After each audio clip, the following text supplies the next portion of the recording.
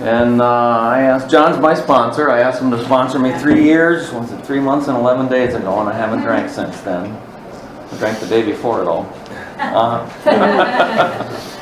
Anyway, he's asked me to do this at many of these meetings, and we're going to try to do it a little bit more effectively this time. We never I can read these for you too. But yeah. the first step was a really big deal to me. I wasn't afraid of it. I don't know why no one said anything to scare me. But it was the point in working this program where the relief started to come, where I stopped thinking about drinking, or even more importantly, I like to call it catastrophizing, what John's talking about, where you just start reliving this stuff and thinking about it until I would literally be nuts. I was really good at that. And one of the things I talked to him about when we first got sponsored was, you know, I was married 27 years, and you know, we both had our defects, but one of hers was she was finding a boyfriend and stepping out on me just often, and it drove me nuts. And I would do that catastrophizing thing like crazy over that. And I had shared with him, you know, I can't stop drinking. The other thing I can't do, I don't know how to get rid of this resentment with my ex-wife. I've already tried, and he's told me, you know, if you don't get rid of this, you're going to drink again. And I'm really still excited about the 4th step, because this program, there's a lot of steps after the 4th step, but this is where the release started, and it worked. I don't ever think about any of that crap, hardly ever anymore. If I do, I laugh. It's okay now. Anyway, life stepped out.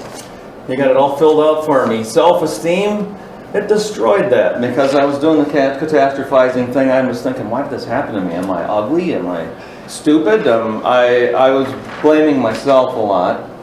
And I love this woman. And it was a disaster no matter what I chose. I could blame her and beat her up too, but then I was doing that to someone that I loved. So self-esteem, yeah, that was a disaster. It damaged it pretty badly. It's easier for me to look at the paper. Personal relationships. It hurt those pretty badly, because one of the things that happened to me, unfortunately, with this is this really drove my drinking. My drinking picked up a lot after that happened in my life. But I got mad at the world. I wasn't just mad at my ex-wife or the guy that did this. I just thought, you know, excuse my language, these people are shitbags. They just go out and do this kind of stuff to other people. I was pissed. So, I mean, I was upset with people that weren't even involved in this. And I was acting that out. I mean, it was just be mad. Just be unkind to people, period, that didn't even deserve it. On to security instinct. Material, yeah, it drove me nuts. I was, you know, 24, I think, when this happened the first time, and I'm just out of school. I bought my first house, and I was all excited. You know, life's about to take off, and this happened. It cost so much money, and obviously all my plans were up in smoke, because I didn't know if I'm going to be married or not in a month, or it's just material things that affected a lot. Marriage counseling and all this, and the alcoholism and all the ensuing shit that followed what had happened affected me materially. Financially, I sold things to pay for other things and do with this, but materially it affected me. Emotionally, of course it did. And another thing that's important to do, and as I found out as I did the 4th step and all my AA steps and stuff, emotional, you know, I had to keep in my mind, what does this stuff really mean, you know? I was an emotional wreck, but as far as these resentments, I'm just going to stick this in, as it was really important in my 4th step, but it isn't something really John talked about tonight. If he did, I missed it. I didn't understand. I had tunnel vision, so to speak. Like, my idea of selfishness was hoarding money. But I found out it's acting like a 2-year-old when you don't get your way. It's just almost everything I did. The resentment, in a way, is selfishness, because you're pissed off, and you go right back to what I just said. I didn't get my way. It just didn't go how I wanted, or they got something I wanted. But in a nutshell, for me, everything was based on selfishness, but I needed to broaden my viewpoint of this. So understanding, going to meetings and listening, I finally started to understand and really find a lot more resentments that wouldn't be there had I not done that. Anyway, back to the list. Sex instinct, acceptable sex relations. I mean, it says our sex lives as accepted by society, God's principles are our own principles. I don't know, it messed up my whole sex life. As far as that, I mean, I checked off everything when I did this originally, and I still think it did. It affected my sex life. I didn't really want to have sex with her anymore, and at the same time I did. It's like getting pulled in two different directions at once. And, you know, one day I would want to get divorced, and one day I wouldn't, and I had a lot of resentment in this, and anger, and I relived it regularly. So yeah, the acceptable sex relations, that was hurt. Hidden sex relations, I didn't have any, but I mean she did, and I was finding out about them all the time. It's but you know, it's just the viewpoint. Sex for me as a subject, I was so afraid that people would find out about this. I'm not anymore. I could care less if this group was 300 tonight, because one of the things I hope, if I can reach one person tonight, this really did happen. I'm okay now, and I was not. And this wasn't the only thing on my list, but it was the one I was concerned about that I wouldn't be able to get to settle down. But it did. Back to where I was at. I think we're done with the sex instincts. Ambitions. My social ambitions, the first one, it affected all of them, but social, it changed everything I was doing. I was looking at starting a business. A lot of the things I was up to, now that I think about it, never happened, because this pretty much just took over my life. How to get my marriage back on track, and I never really did. I ended up divorced, or she traded me in on another guy. And then something you did talk about tonight, you know, the alcohol, it was in the book. This is wonderful reading, by the way. You're reading it, and I'm like, I'm so glad I'm here tonight. Our liquor was but a symptom. My wife left me for another man about 4 or 5 years ago, and I had to admit, God, she's finally gone, but the alcohol is not. that didn't go away, so I couldn't blame the drinking on her anymore. So I ended up asking him to sponsor me, not until I got really desperate, though. It scared the hell out of me to do that. I don't know why, but social instinct, back to what does it exactly say about it in here? Ambition. Social ambitions, yeah, like I said, I'm getting off track. I'm going to get my own attention back here. I was thinking of doing all this stuff, had all these plans, and they all got scrapped because my life was getting pretty messy and it required all of my time. By the way, that didn't work either. I think this program and a sponsor and doing all of this, that's what fixed it. I would not try to ever do this on my own ever again, but I did. Security. Security. I'm going to just reread it so I keep my thoughts right on track here. Your plans to gain material wealth, to dominate or depend others, and I kind of covered a little bit of this in the one before, social ambitions. A lot of my plans, as far as I had wanted to start a business, it was just inexpensive. Doing stupid stuff always seems to be expensive. You probably all experienced that. This was no exception to that. And it definitely, as far as my plans to gain material wealth, it was affected dramatically. Sexual ambitions, your plans regarding your sex lives, either acceptable or hidden. I was so confused about this subject after it happened. I mean, it's not an easy one to overcome, and it took a higher power, John, and this program for me to do it. I couldn't do it alone. And like I said, our alcohol was a symptom, and I think this was one of the underlying things, obviously, that I was dealing with. I was driving a lot of drinking. Yeah, I didn't know, I was lost sexually. I didn't know what to do. Here's this person I loved, was going to spend the rest of my life with. I already had 2 kids with her. We just bought a house, and all of a sudden this started up. It was a mess. I didn't know that I ever wanted anything to do with women or sex again. I think that covers it. My sexual ambitions were a mess, and didn't trust women. It hurt a lot of stuff in that regard. And to the last one, which John tells me is really important. Yep. So last group of exact nature of my mistakes and wrongs and faults and mistakes. And I think it is really important because one of the things that happened And doing the fourth step is, I didn't do it the way he told me, 20 minutes a day. I don't know why. I thought it was boring. So finally one day I worked on it like 12 hours. You don't have to do that. I think it'll work no matter what.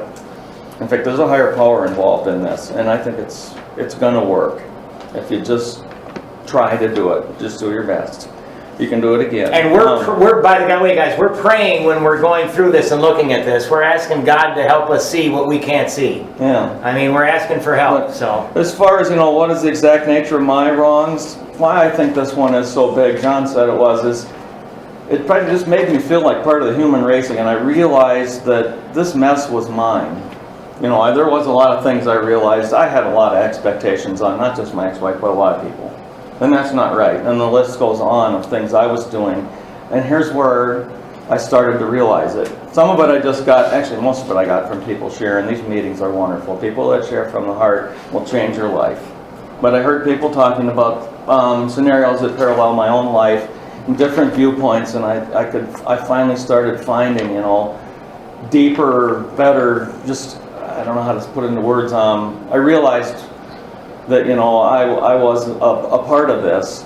And I don't know if this is true, but I got so much relief out of doing this. My thought was, I wasn't getting any relief until I had realized this is my mess and I owned it. Well, God couldn't take it away from me if I didn't own it. I blamed it on all of you, my ex-wife and a lot of other people. Once I finally started to own it, things really started to get a lot better fast. Selfish. I'm going to refer back to what it says here because I think it's a good idea. I don't have to really refer to this one. It says strictly material, property, money, housing, clothing, vehicles. I did a lot of crazy stuff in regard to exactly that. I went on this crusade of trying to find happiness through material stuff. I ended up owning 8 motorcycles, like 4 snowmobiles, and I don't know, I never found any happiness that way. I had a 7-acre property west of here. I did a lot of stuff trying to find out how to be happy again after this happened, and it was right along this material lines, and it didn't work. And it wasn't fair to the rest of the family. Dishonest. Dishonest? Out and out lies or what you didn't say? If anything, the dishonesty would be, this was an unhealthy thing. Let's just give you one example of it. I was very upset about this, and we were trying very hard to get our relationship fixed. And I would often, she'd ask me, what's wrong? She knew I was upset, and I'd just say nothing. I don't know what the right answer to that is. The right answer was doing these steps, but dishonest by omission. Know that, yeah. That's one of them, where you can tell things or not tell things, but it's harmful. And that's just one example of things that I did. It was a dishonesty in the form of omission, like John just said. But this is kind of an adventure, and it is a good one. Once you get into it and you start getting the promises, you get excited about it. And what is I gotta look at this. Self-seeking. Read your own writing. Self-seeking. What I want matters more than what you want. My needs matter more than yours. I did that. Only because I was so hurt and so messed up and upset about this that I was on my own mission to try to find happiness, and I didn't care if she got pushed around and my attempts to do that. I don't know if that makes sense, but yeah, I kind of lived life that way for quite a while after that. I just pretty much told her that, I asked you not to do this, and you went ahead and did it anyway, so you don't ever get to tell me what to do ever again. I actually told her that. Frightened, fear of not being accepted, fear of my wants and needs not being met. All of that. I could talk on it for, we were talking just 10 minutes, but I could say a lot about that. I got that all covered. You want to hear about it, ask me afterwards. As far as the last one, inconsiderate, just doing these things that I was just talking about was inconsiderate. And to some degree, I have to admit, I always did love her, and I still do. It just didn't work out. I wasn't too concerned. Not completely, I can't say I did this, but was I really concerned about her in the worst days of this? No. And anyway, I probably am forgetting to say something, but I hope that was some help to somebody. I want to thanks, man. Whoa! Yeah. Yeah. I have a question. question because I just kind of a light Yep. bulb went off on this. Yep. It seems to me that when you were looking at the exact nature of your wrongs, a lot of the things that you did were a direct result. It was like fallout from what happened. And is that kind of how you do this when Well- you're looking at column 4? Like, I would say not. The expectations were not fallout. That was something, when I realized my own selfishness that, you know, you gotta realize this is in different varying degrees of severity on any given day, but you know, if we're gonna go out to eat and we didn't go to the restaurant, I did, you know, I wouldn't throw a fit, but I might be just not as excited about it. And there was a lot of expectations and selfishness and many of its different flavors prior to this happening. Eric, just because I know, because like he got to choose where they went on vacations, you know, he'd choose where they went out to dinner. He would spend money on motorcycles and things of that nature and decide. That you put in column 4, what you just talked about, what you put in there, Yeah. happened before And after. It was, and during. And after. and it got worse after. Okay. The collecting so Okay. many motorcycles was Okay. definitely after. I was Okay. more contained before that. Okay. Yeah, and I mean, one of the big ones too is no matter what happens, I mean, for me, I check just about all of these, but certainly the ones I always check are frightened and inconsiderate, because I always find no matter somebody does something, I never consider what they're doing. I'm gonna speed up here. I am gonna do a false one. Let's see what I got to read here yet. You know what? I'm gonna finish reading the book. And then we're going to run a couple more. So let's go back here. We're going to try to wrap up by 8 here. So we're back to page 66. And you know, guys, when you're doing this, when you're going across these columns, any questions, call your sponsor up and ask questions. Obviously, that's a big one. So the next 4 lines get highlighted. Now remember, right, when we relive these angers over and over, we can't get anything worthwhile done. So it is plain that a life which includes deep resentment leads only to futility and unhappiness. To the precise extent that we permit these, do we squander the hours that might have been worthwhile.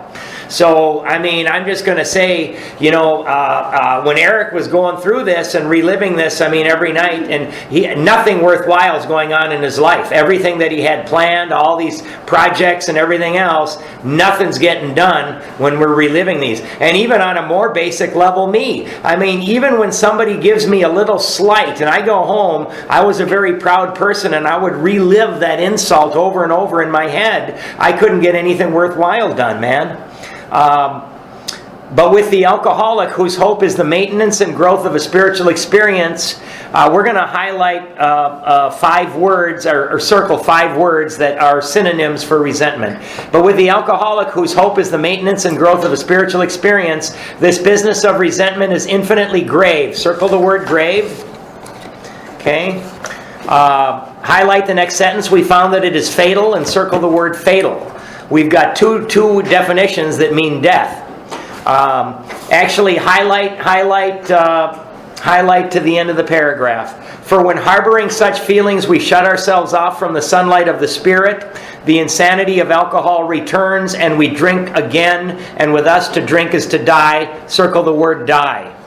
Right? So when we're reliving these resentments over and over in our head, God can't get in, and we're reaching around trying to, how can I feel better? How can this thing is, I'm so angry, how can I feel better? I'm trying to get sober. Well, I can feel better, you know, if I just take 3 drinks tonight. Not 4, just 3, right? And with us, to drink is to die.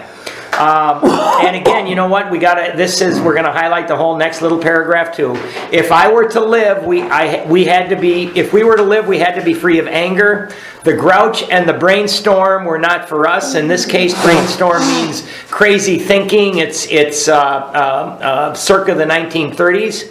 They may be the dubious luxury of normal men, but for alcoholics, these things are poison. That's very important because I work with a lot of people. Let's say, somebody, they're not an alcoholic. They come to work, we're on commission, they see that they got scooped. They get angry, and these people are still angry all day, and I see them walking out the door, and I know they're going to go home and be angry all night. It's the dubious luxury of normal men. That means it's even bad for them, but these guys aren't going to go home and drink themselves to death. They're just going to go home and be pissed off all night, right? It's still screwing with their lives. But for the alcoholic, these things are poison, circle poison. So we've got grave, fatal, die, poison. Those are synonyms for resentment. Okay, we turn back to the list, for it held the key to the future. We were prepared to look at it from an entirely different angle. Underline, entirely different angle. Okay, so we're going to have to write something, and I wrote it on the right side. So, entirely different angle, we're going to write, what do these resentments do to me? Okay, I used to, that dirty guy, he's the worst person on earth. I used to look at it like that. He's the most awful person, or she, right? But now, I'm saying, what is this anger doing to me? What do these resentments do to me? That's an entire different angle. Okay, so what do these resentments do to me? They are taking my time, blocking me from God, and killing me. Those are three things they did to me. Taking my time, blocking me from God, and killing me, particularly if I take a drink. Right? Because that's the only way I could find relief. And I think Eric made that abundantly clear with all this stuff going on with him. You got some temporary relief by taking the alcohol in, right? But, yep. What do these resentments do to me? They are taking my time, blocking me from God, and killing me. Taking my time, blocking me from God, and killing me, right? We began to see that the world and its people really dominated us. Okay? Highlight this next sentence. In that state, the wrongdoing of others, fancied or real, had power to actually kill. Circle the word kill. So those are 5 synonyms for resentments. They're telling us if we don't get rid of this stuff, it's going to kill us. Right? We saw that these resentments must be mastered, but how? We could not wish them away any more than alcohol. So we have to learn how to look at things differently, right? So where it says fancied or real, I'm going to run another real quick one here. This one is, where'd my sheet go? Here it is. This is one that was in my head, okay? And I was stone cold sober when this one happened to me, right? And it's my boss again, right? So I am pissed off at my boss. Why am I pissed off at my boss? Because I thought he was getting huge bonus checks. I thought I deserved them, right? I sobered up, and what I did is I woke up every morning, I went to the gym, then I went and I worked all day, and then I raced to a meeting. I did that for 6 months. 7 days a week I worked. My sales were unbelievable, right? I mean, going nuts. And every month, for those 6 months in a row, our store hit plan. And every one of those months, he got a huge bonus check, thousands of dollars. And here I am, I'm thinking, because I was probably responsible for maybe 25 or 30% of the store sales, and I'm thinking, I deserve that bonus check, not him. And I got really angry, right? He was getting a huge bonus check. I'm working 7 days a week, bringing in all these numbers. And so I thought that he was getting my money, right? So did that affect my self-esteem? What I think of myself, high or low? Yeah, both ways. I thought I was the greatest, but I wasn't getting rewarded. So it affected me both positively and negatively, right? Did it affect my personal relationships, our relations with other human beings? You bet. I'm talking with the regional manager next to the water cooler, and I'm so pissed off, I'm going, that guy really isn't doing his job. I think if you bring somebody else in here, we could probably do even better, right? So, I'm bad-mouthing them to other people, and it's like they're looking at me weird, right? It's affecting my personal relationships. Security instinct, all about the money, materially, yeah, I'm getting angry about that. Emotional, I don't feel I'm getting the kudos that I deserve for my extraordinary sales. It's affecting that. Sex instinct. Quite possibly because I was in such a horrible mood. I mean, if losing opportunities to date somebody, you bet. Because I'm so messed up. I was so angry about this. I was thinking about it, all the time. That guy doesn't deserve it. I'm the one that's doing all this, right? My ambitions affected them all. Social ambitions, my security ambitions, because I'm shooting my mouth off, right? Now here's the important part. So this one, it says fancy to real. So now let's look at my part in it. Selfish, right? Let's see how John comes out on this one. Selfish. Strictly material, property, money, housing. Yeah, I was extremely selfish because I wanted my paycheck and his, right?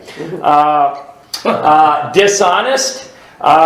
To commit to do out and out lies. Hey, how's your boss doing? Is he doing? I would not say things, and I would lie about things because I was so angry. Self-seeking. My needs come first. You bet. Frightened, fear of my wants or needs not being met. People will think less of me. Absolutely. And then inconsiderate. This is a big one. Did I fail to consider how they felt, their wants, their needs, their beliefs, how I affected them? Well, number one, this guy's working probably 10 more hours a week than I am anyway, right? He opens every morning at 7. He's got to hire people, train people. He's got to deal with customer complaints. He's got corporate screaming at him every day. I am totally inconsiderate that this guy is doing anything. All I'm thinking about is the fact that I'm working 7 days. And by the way, I'm selling all this tile and my checks are absolutely huge. But I want his money too. So I'm absolutely inconsiderate. So this is all in my freaking head. This is one of those that's fancy to real. But this really ate me up, and then finally, when I did my 4-step and I put this out, all of a sudden that went away. So me and my boss we were just killing. I mean, we were at odds, and our relationship, my first 6 months sober, was quite bad, and it certainly was bad when I was using as well. But funny enough, as soon as I did this and I ran this and I saw this, all of a sudden I said, well, you know what? Why? And sometimes I would think about even maybe sabotaging it so we don't make plan. He doesn't get his bonus, right? But now what we do when I see this, we work together as partners. I make more money. He makes more money. We get along. Very rarely do me and him argue. We actually our stations are right by each other, and we're teammates now. We're working together for the common good. But I was unable to do that until I saw how ridiculous I was. Now the funny thing about doing the 4-step this way is when you do it this way, 95% of these resentments, we see how stupid they are and they disappear in and of their own accord before I even do my 5th step. So let's finish here because we got a little bit more mastered, more than alcohol. This was our course. Highlight the next 2 lines. We realized that people who wronged us were perhaps spiritually sick. Okay, highlight that, and underneath that put, this is the solution. And right next to spiritually sick, put not wrong, not mean. So there are going to be people. This is the solution right at the bottom of the page. And the solution is we realize that people who wronged us were perhaps spiritually sick. And next to spiritually sick, write not wrong, not mean. So this is the solution, not wrong, not mean. So people are going to hurt us without provocation, right? And they are going to do that. Again, if we have our basic instincts under control and we got a good relationship with our Creator, it's going to roll right off our back because we're going to say, you know what, something bad must have happened to that person today. I hope they get better, right? Though we did not like their symptoms and the way these disturbed us, they, like ourselves, were sick too. Okay, so now we've got some 4-step prayers, and we're going to, let's put a 1 in front of we. This is, we can write 4-step prayers off to the right, but put a 1 in front of we. We ask God to help us show them the same tolerance, pity, and patience that we would cheerfully grant a sick friend. Right, that's the first one. When a person offended, we said to ourselves, put a 2 in front of this. This is a sick man, how can I be helpful to him? God save me from being angry, thy will be done. That's a great prayer right there when somebody's pissing you off. This is a sick person. How can I help them? Something's wrong, man. God save me from being angry, thy will be done, right? This is really important here. We avoid retaliation or argument. I used to argue with everybody, man. If anybody wanted a fight, they would come and say something to me, and they were guaranteed an instant argument with John, right? You know, now they come out and they say something, debate me, and I don't bite anymore, and they go away sad that I'm not biting their stuff, right? We wouldn't treat sick people that way. If we do, we destroy our chance of being helpful. We cannot be helpful to all people, but at least put a 3 in front of and write ask above the word God. So mine says, put an ask above God. But God will show us how to take a kindly and tolerant view of each and every one. So we can translate that to, God, please show me how to take a kindly and tolerant view of each and every one. But that's the third one.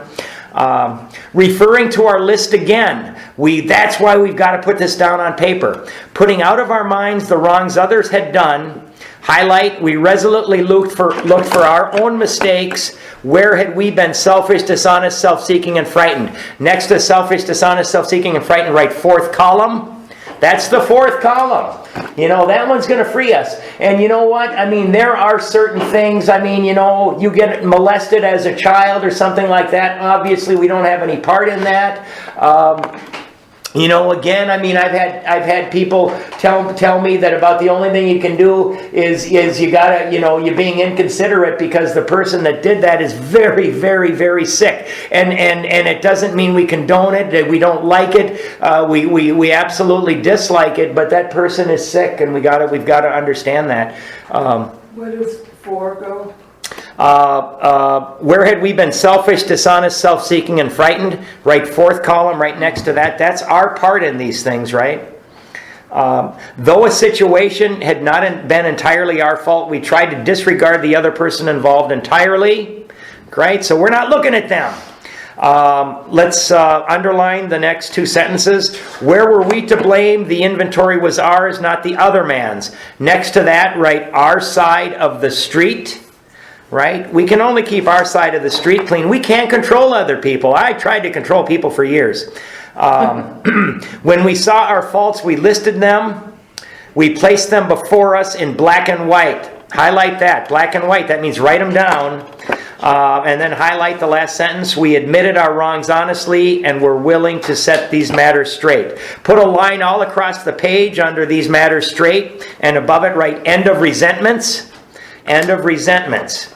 Okay, great. I got a few minutes left here. We've got some important stuff yet.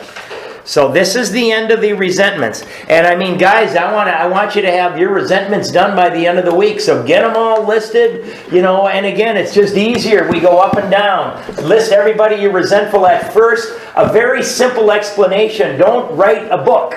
Just, you know, 5 to 10 words on the cause, and then grab this definition sheet. This is so important because today I'm telling you, I have learned that if I'm feeling fear, if I'm feeling anger, right, it's because my social instinct, my security instinct, or my sex instinct is being threatened by somebody. Now, when I know that, I find myself I don't have to get angry. Because I can see why this is happening, and when I look for my part. And we're going to see in step 10, when we do get fearful or angry, because we're human, it's going to happen, we've got a plan how we can get rid of that stuff quickly so we don't have to carry it with us, man. Because that's when people say I'm happy, joyous, and free, that tenseness in their chest, that constant worry about everything, and I got to control this, it goes away. Right? And we can concentrate on things that we want to do.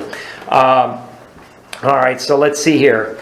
So, all right. Where am I? Okay. All right. So, again, okay. We look at things from a different angle. I used to look at what these people did to me. Now I look at what the resentment is doing to me. You know, again, it's blocking me off from God, and it's getting me closer to drinking. That's what it's doing to me. When I have a big resentment and it's churning around in my head, it effectively blocks me off from God. I feel lousy. My mind wants to feel better. So the only thing I remember is the ease and comfort that comes with a couple of drinks, right? Next thing you know, I go temporarily insane. I convince myself it's okay to take the drink. I trigger the allergy, and I wake up on the floor the next morning. I'm drunk all over again, right? Horrible, right? I used to think I run my own show. Nobody controls John, right? Well, you know what? Let's say that my father did something to me 20 years ago, right? I mean, he was a great teacher, but he never spent time and taught me anything, right? He was a college professor, and I go, why didn't he spend time with me? When I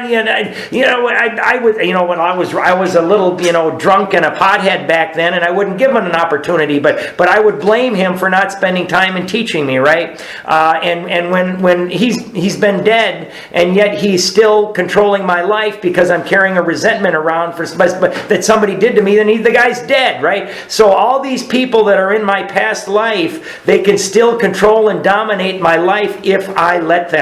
So I've got to let this stuff go. When we get these on paper, I'm telling you guys, I had over 100 resentments. 95% of them left me automatically. I said, oh my God, this is so stupid, and they disappeared. And and I did talk to my sponsor about it. Now, real quickly, we're going to have some of these that will not go away, right? So let's go to page 551. 551.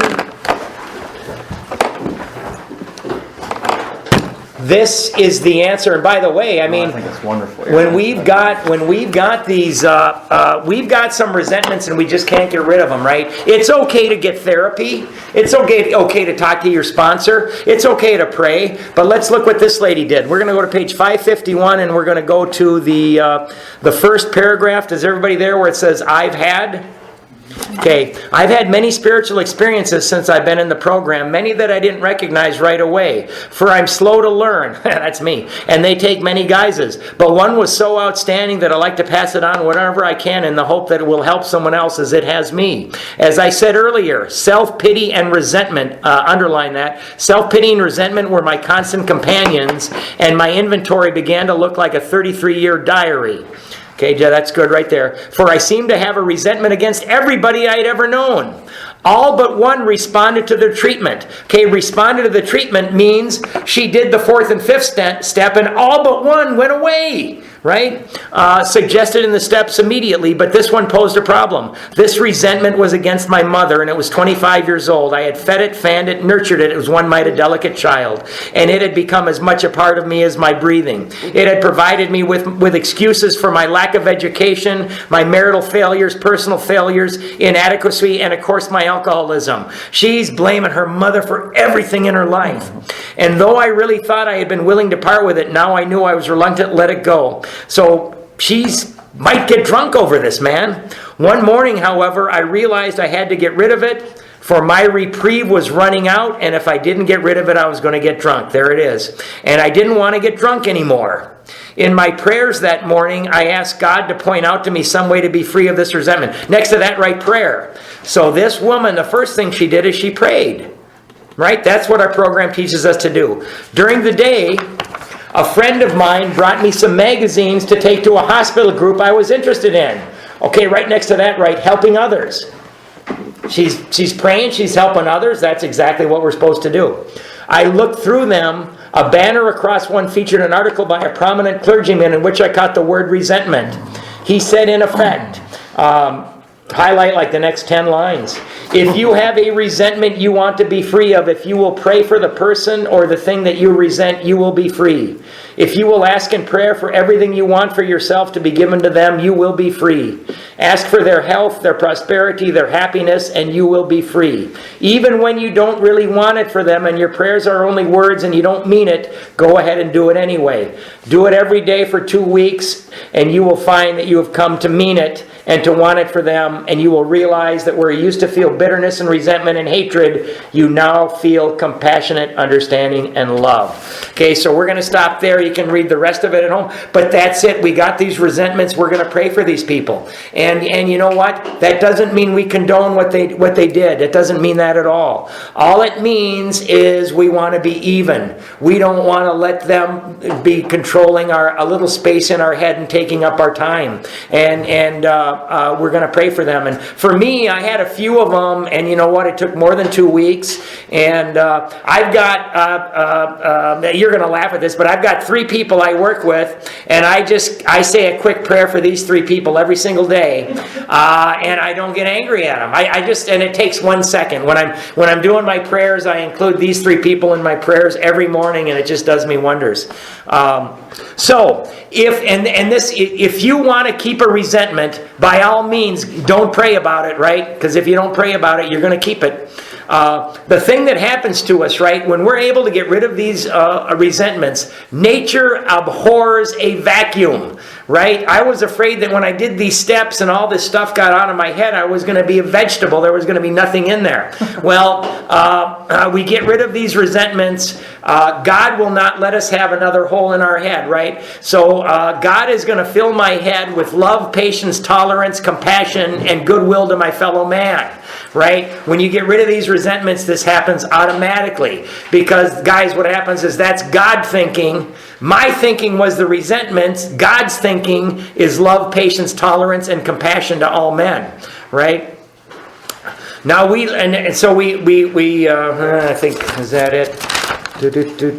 Okay, so in conclusion, right? We've got these names of these people that we really hate. When we're doing our 4th and our 5th step, I was told one way, you have all these names and you just pray for these people. And I think I handed out a prayer, the resentment prayer, where you insert the person's name and you just start praying for all of these people down that list. And then when you start to feel that you don't have any resentment for them and you want what's good for them, you can cross them off. But you might have some that you got to keep praying for a while. But that's one wonderful way. And this is people that are dead. This is people that are alive. This is institutions. This is the IRS. This is the police department. It's everything, right?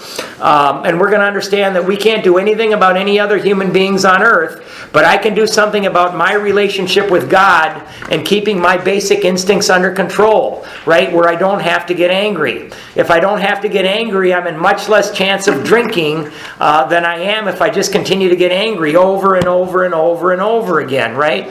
So again, the first 3 columns, I learned how resentful I was and how that blocks me off from the sunlight of the Spirit. Column 2, I learned that it's not the people that I'm resentful at, it's what they've done to me. In column 3, I learned that it's not even what these people did to me, it's how I choose to react to what they do to me based on my relationship with God and whether my 3 basic instincts are under control or not.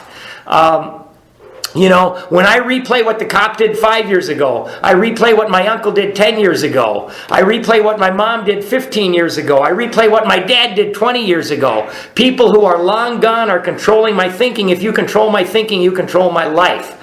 Now, column 4 is the big one, right? And we're going to pray and ask for God's help when we're doing this. Column 4, we look at what we did to get the ball rolling and just what our part in this was, right? And my resentment is the wrong. So when I hear a 5th step, I don't care that somebody committed adultery 12 times. I don't care that somebody stole stuff 324 times. I don't care that they lied 10,526 times. I don't care about that. What I care about is what caused him to do this in the first place. That's what we talk about in step 5. These are the defects I will become willing to let loose in 6. They're the shortcomings I'm going to ask God to take away in step 7. I'm going to have all the names from my list in step 8. and who I'm gonna make amends to in step 9. So guys, this is the key to all the rest of the steps. Now, when we're writing these names down, we're gonna pray. We're gonna ask God for help when we're doing the first, second, third column, but particularly the 4th column. And justified resentments, right? We have every right to be angry. Those block us off from God just as much as unjustified resentments. So, are we justified in holding on to these resentments? If we want to get drunk, yeah, let's hang on to them, man, because it controls your thinking, your decisions, your life. You give these people the power to actually kill you, right? If they hadn't have done that to me, I wouldn't have to be the way I am today. That's called victimization. We have no place for victimization in AA. We're all adults, and what happened to us is in the past. It doesn't have to control what we do today, right? Now again, if there's a resentment in our head today, it is not true. Right? I'm going to repeat that. If you've got a resentment in your head today, it's not true. It might have been based on truth, might be partially true, but we have played it over so many times that we have distorted it. Right? So people do things to us. We got to understand, perhaps they're not bad people, but rather sick people. Right? And if not us, and if it's not them, then if it's not us that they hurt, then it's somebody else. We consider this. Maybe we can straighten out some relationships while people are still alive. I got to tell you, both my parents are dead, man. I can't straighten out these relationships when people are dead. I want to take care of this while people are still alive, while I've got a chance. So if people really have hurt us and we're praying for them, it doesn't mean we're going to take them hand in hand and skip down the primrose path, right? It doesn't mean we approve of what they did. All it means is that we're going to get rid of these doggone resentments that have been controlling our life. That's all we're going to do here. I think that's about it. So guys, keep working on this. Get the column 1, the 2, get across, do this. And then we also handed out the stuff on fear. Once you are done with this, just do 20 minutes a day. And remember, this doesn't have to be perfect. Just get the big stuff out. Just get the big stuff. It says in the book, our grosser handicaps. We can always come back and do another 4th and 5th step later. What we want to do is get rid of the big stuff that might get us drunk. Right? So when we're done with this, take the next one, which is fears. And just try to think of the fears, right? I am afraid of, and why do I have the fear? Try to get those 2 columns done.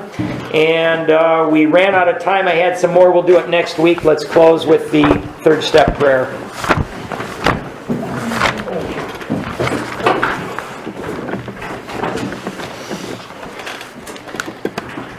God, I offer myself to Thee, to build with me and to do with me as Thou wilt.